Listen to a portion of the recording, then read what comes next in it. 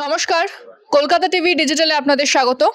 আমি ইন্দ্রাণী রয়েছে আপনাদের সঙ্গে এবং আমরা আবারও হাজির হয়ে গিয়েছি। আমার সঙ্গে রয়েছেন আমাদের পলিটিক্যাল এডিটর আশিস চট্টোপাধ্যায়।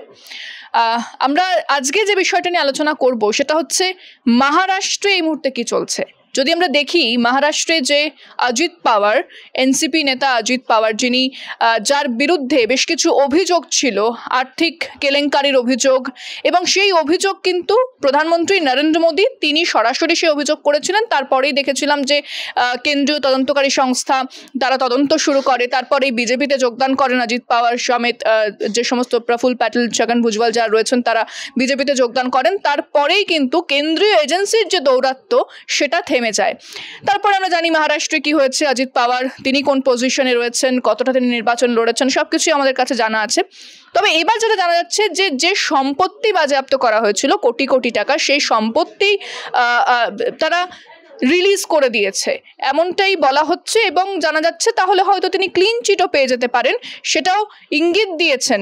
কে বলছেন উদ্ধব ঠাকরে শিবসেনা গোষ্ঠীর নেতা সঞ্জয় রাউত, যিনি উদ্ধব ঠাকরে শিবসেনা মুখপাত্র, তিনি বলছেন এই কথা। তার এই কথাটা কতটা তাৎপর্যপূর্ণ রাজনৈতিক দিক থেকে আমি আশিস দার কাছে জিজ্ঞেস করবো। দেখো ইন্দ্রাণী, অনেককাল আগে কাপড় কাচা সাবান দিয়ে কাপড় পরিষ্কার করা হতো। তারপরেও যদি কাপড়ে একটু বেশি কালি লেগে যেত তাহলে রিঠা দিয়ে ভেজানো থাকতো সারা রাত্রির, তারপরে সেটা সকালবেলা কাচলে পরিষ্কার হয়ে যেত। তারপরে গুঁড়ো সাবানের বাজার এলো, তারপরে বাজারে এলো ওয়াশিং মেশিন। সর্বশেষ আমরা দেখছি যত কালিই লাগুক না কেন সব কালি ধুয়ে যাবে যদি বিজেপির ওয়াশিং মেশিনে কেউ ঢোকে। কি দেখছি আমরা?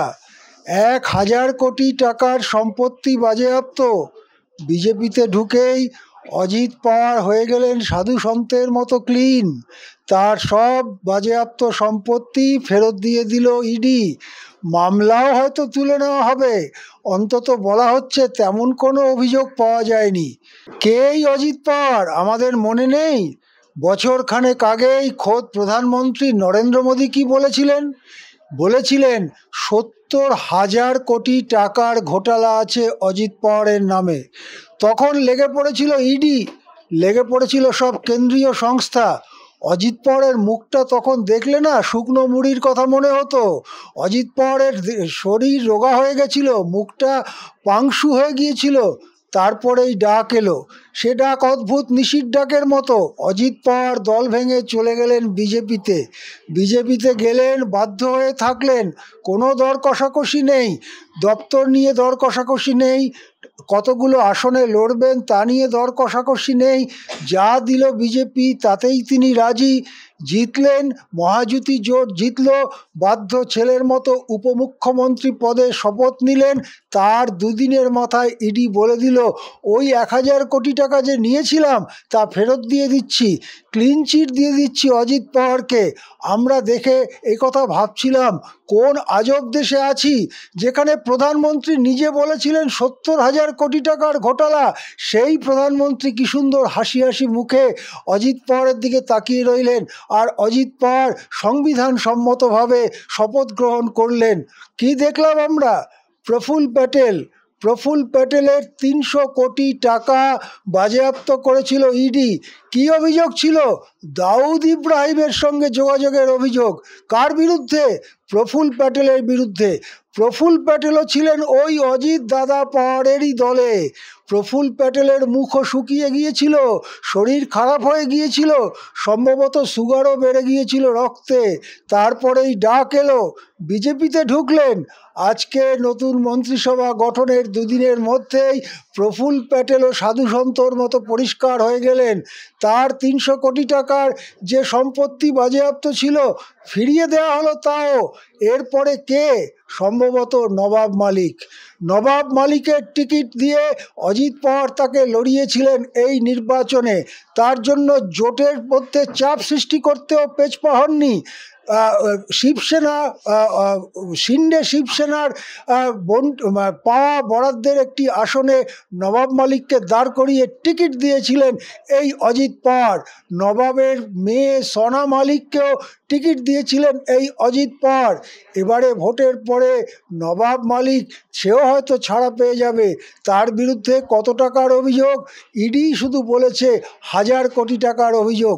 ওই যে শুরুতে বলছিলাম না, আজকে কাপড় কাচা সাবানও নয়, আজকে রিঠাও নয়, আজকে ওয়াশিং মেশিনও নয়, পৃথিবীর এক আশ্চর্য উদ্ভাবন বিজেপির ওয়াশিং মেশিন। সেখানে যারা আসবে তাদের সব কালি ধুয়ে যাবে। সেমনটাই তো দেখছি আমরা আমাদের রাজ্যেও। নারদ মামলায় যারা তৃণমূল করেন বা যারা তৃণমূল আগে করতেন, এখন কোনো রাজনীতি করেন না, সবার বিরুদ্ধে মামলা চলে। যেদিন ভোটে যেতে তারপরে 2 দিন 3 দিনের মধ্যে তাদের মামলা হয়, তাদেরকে জেলে যেতে হয়। কিন্তু নারদের টাকা তো শুভেন্দু অধিকারীর হাতেও দেখা গিয়েছিল। শুভেন্দু অধিকারীর মামলাটা কোথায় গেল? হে মহামান্য ইডি, মহামান্য সিবিআই, মহামান্য কেন্দ্রীয় এজেন্সি এবং শেষ পর্যন্ত মহামান্য কেন্দ্রীয় সরকার, আপনাদের জবাব কি আছে? কেন শুভেন্দু অধিকারীর বিরুদ্ধে মামলাটা হিমঘরে চলে গেল? হিমঘরে গেল নাকি মর্গেই চলে গেল? সে মামলা কি মৃত? আমরা কেউ জানতে পারি না। এরকম আরও উদাহরণ কিন্তু কলকাতা, পশ্চিমবঙ্গেও দেয়া যাবে, যেমনি দেয়া যাবে মহারাষ্ট্র ছাড়া ভারতের আরও সব জায়গাতেই। সেই জন্যে এই নতুন ওয়াশিং মেশিন এবং এই ব্যাপারেই সঞ্জয় রাউত, যিনি উদ্ধবপন্থী শিবসেনার অন্যতম প্রধান নেতা, তিনি বলেছেন তার একটি ছোট একতলা বাড়ি আছে। সেই বাড়িটি কদিন আগে, কিছুদিন বেশ 1-1.5 বছর আগে ইডি বাজেয়াপ্ত করে। তাই নিয়ে মামলা চলছিল। সেশনস কোর্ট সেই মামলায় সঞ্জয় রাউতকে ছাড় দিয়ে দিয়েছে। বাড়ি এখন ছেড়ে দেওয়ার কথা, কিন্তু ইডি বাড়ি ছাড়ছে না। আর পেছন দিক থেকে আহ্বান আসছে নিশির ডাকের মতো, সঞ্জয় তুমিও চলে এসো বিজেপিতে, তাহলে সব ছাড় পেয়ে যাবে। সঞ্জয় রাউত বলে দিয়েছেন, আমার বাড়ি যদি যায় যাক, আমি থাকি, আমার সন্তান থাকে, আমরা যদি পথে এসে দাঁড়াবো, কিন্তু আমি দল ছাড়বো না। এই মেরুদণ্ড সোজা রেখে এখনও রাজনীতিক আছেন আমাদের দেশে। আর যে রাজনীতিকরা আরও বড় ঘোটালা, আরও বড় দুর্নীতির অভিযুক্ত, তারা গিয়ে নিজেদের পরিষ্কার করে নিচ্ছেন বিজেপিতে। এটাই আজকে ভারতের হাল, এটাই আজকে ভারতের রাজনীতি। ইন্দ্রাণী। আশিস দা, আপনাকে অনেক ধন্যবাদ। তবে আপনাদের শোনাবো সঞ্জয় রাউত তিনি ঠিক কি দাবি করেছেন। ये क्लीन चिट तो मिलनी ही है ना।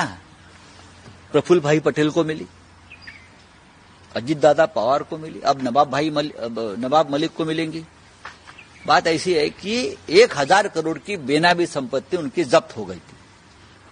आंकड़ा सुन लीजिए, 1000 करोड़। प्रफुल्ल भाई पटेल, उनकी लगभग 300 करोड़ की प्रॉपर्टी ईडी ने जब्त की थी। प्रफुल्ल भाई के ऊपर आरोप क्या था कि उनका दाऊद इब्राहिम से लिंक है और वो मनी लॉन्ड्रिंग हुआ है दोनों में, इकबाल मिर्ची, और उससे वो प्रॉपर्टी खरीदी।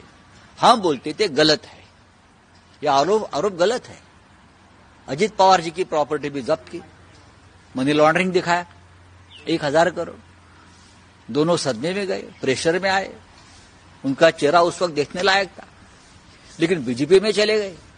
प्रफुल्ल भाई पटेल की प्रॉपर्टी मुक्त हो गई, मनी लॉन्ड्रिंग का धब्बा निकाल दिया, वॉशिंग मशीन में डाल दिया, 300 करोड़ की प्रॉपर्टी फ्री कर दी। अजीत दादा पवार कल शपथ ली बीजेपी के साथ, मोदी जी के उपस्थिति में। जिस मोदी जी ने अजीत दादा पवार के ऊपर 70,000 करोड़ घोटाले का आरोप किया था, सिंचन घोटाला, और उसी पैसे से ये प्रॉपर्टी लिया, ऐसा आरोप था उनके ऊपर। अब 2 या 3 दिन में ईडी, इनकम टैक्स ने उनकी प्रॉपर्टी क्लियर कर दी। बीजेपी में आइए, हमसे हाथ मिलाइए, और जो काला धन है सफेद करिए।